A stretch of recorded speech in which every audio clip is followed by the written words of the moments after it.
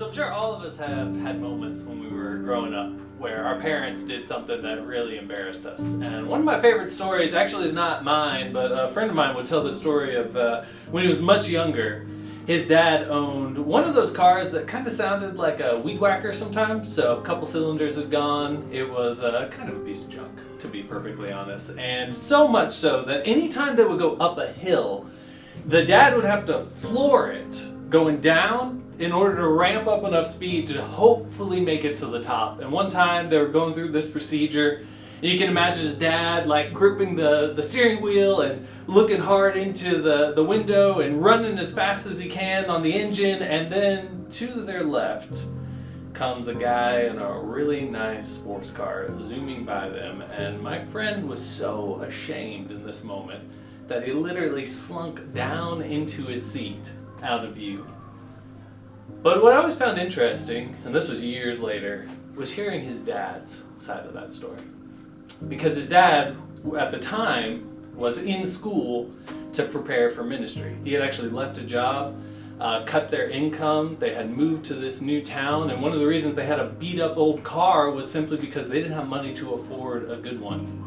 And so here he was doing the best he can, and what my friend couldn't see as that car zoomed by them was the bumper sticker that made it clear that the individual who owned this very nice sports car was also a frequenter of certain businesses that fine Christian folk don't normally attend.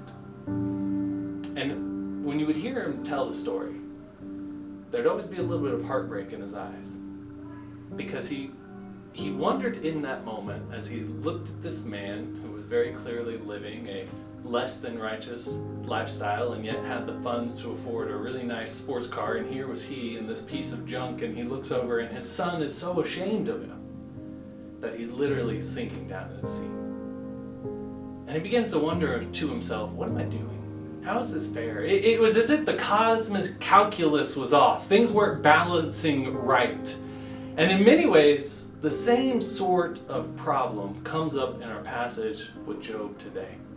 Some of us have been in those moments where it seems like God's law court is just having an off day, but as Bildad goes to Job, he has a very different opinion. See, in his mind, the cosmic calculus always balances.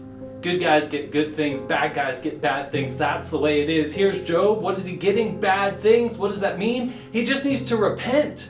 And God's going to restore him to all the grandeur that he knew before.